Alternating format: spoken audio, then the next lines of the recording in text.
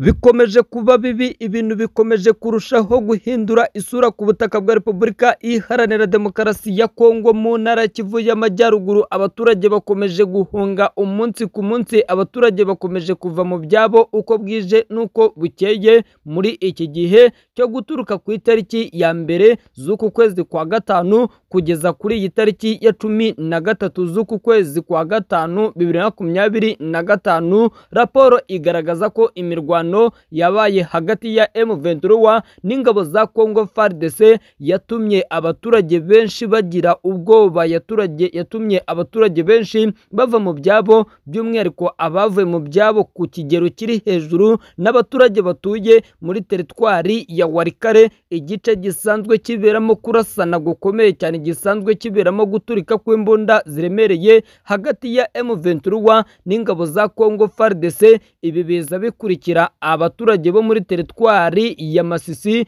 Amakuru agaragaza ko byibura 400 guturuka ku itariki 8 kugeza ku itariki 10 bamaze kuva ku musozi wa Keshero, abandi bava ku musozi wa Kibati, ahari hamaze iminsi habera kurasana gukomeye cyane hagati ya Wazalendo ndetse n'abarwanyi bo mu mutwe wa M23. Ni nako kandi muri teritwari ya Rucuru raporo yashyizwe ahagaragara nuko miliyoni 6 ingo 437 zimuwe mu byabo kuva ku itariki 3 kugeza ku itariki 6, cyane cyane abaturage bavuye mu byabo n'abaturutse ku musozi wa Rumangabo, abandi baturuka ku musozi wa Ruvumbura. Aha ni mu birometero 30 uvuye Ibunagana, ahasanzwe hari ibirindiro bikomeye cyane by'abarwanyi b'umutwe wa M23. Amakuru kandi aje akurikira abaturage bamaze iminsi bava mu mujyi wa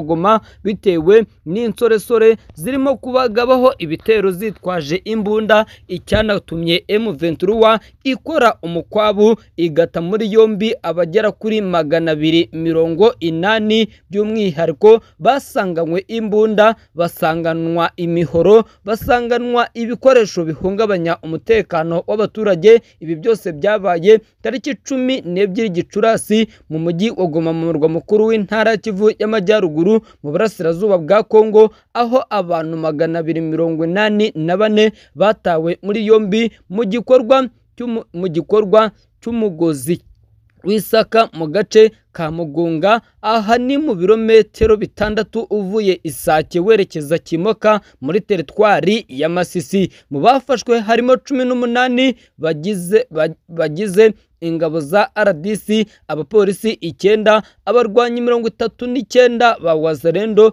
17 bakekwaho kuba bari muri FDLR, 15 bakekwaho kuba ari abagizi ba nabi, ndetse n'abaturage 181 bo mu Rwanda bakekwaho kuba bambutse umupaka wa Kongo mu buryo butemewe n'amategeko. Umuvugizi wa M23 mu ishami rya gisirikare Liyetona Koloneli Wiringoma yavuze ko M23 irajwe inshinga no kugarura umutekano w'abaturage, by'umwihariko uyu murwa mukuru w'intara ya Kivu y'Amajyaruguru. Iyi mibare ije ikurikira ishyirwa mu bikorwa by'umuryango w'abibumbye ririmo kugaragaza ko hano ku butaka bwa Repubulika Demokarasi ya Kongo abaturage barimo gufatwa ku ngufu umunsi ku munsi, abaturage barimo guhura n'akaga gakomeye cyane kubw'ibitero bagabwaho n'imitwe itwaje intwaro, kandi ibi byose bikaba birimo kubera mu bice izi ntare za Sarambwe zigenzura. Nubwo bimeze gutyo kandi ikigo gishinzwe kugenzura ibyinjira n'ibisohoka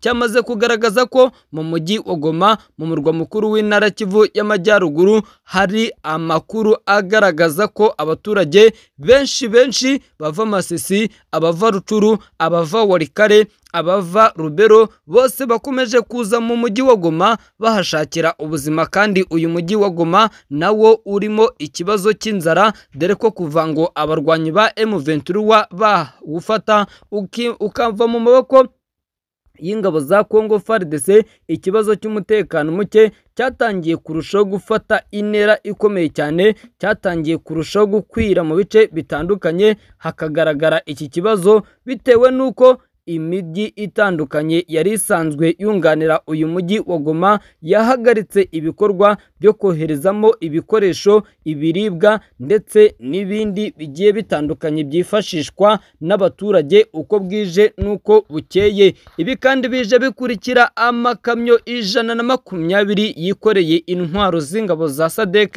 amaze guca ku butaka bw'u Rwanda. Amakamyo abarirwa muri 30 yari yikoreye ibikoresho bya gisirikare by'ingabo z'umuryango w'abibumbye SADC wari warohereje muri Repubulika ya Demokarasi ya Kongo, byamaze kunyuzwa ku butaka bw'u Rwanda bijyanwa ku butaka bwa Tanzania. Ku gicamunsi cyo ku cyumweru tariki 11 Gicurasi nibwo ariya makamyo yahagurutse i Rubavu yerekeza Rusumo mu karere ka Kirehe mbere yo gukomeza yerekeza mu gace ka Chato ni muri Tanzania. Nk'ibisanzwe aya makamyo aherekejwe na polisi ndetse n'ingabo z'u Rwanda RDF.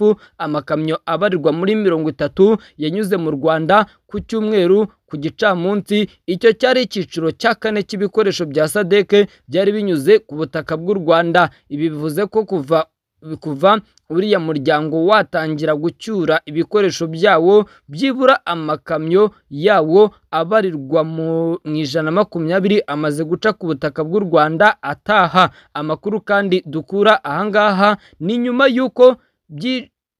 y'uko mu byiciro bitatu biherutse gutambuka amakamyo abarirwa muri 90 ndetse n'abasirikare 37 bimaze guca ku butaka bw'u Rwanda. SADC ifite ingabo nyinshi muri Repubulika ya Demokarasi ya Kongo izikomoka mu bihugu birimo Afurika y'Epfo, Malawi, Tanzania, zahageze mu mpera za 2023. Uyu muryango wari warazohereje kugira ngo zifashe leta ya Kongo mu ntambara irwanamo n'inyeshyamba z'umutwe wa M23. SADC yafashe icyo cyemezo cyo gucyura ingabo zayo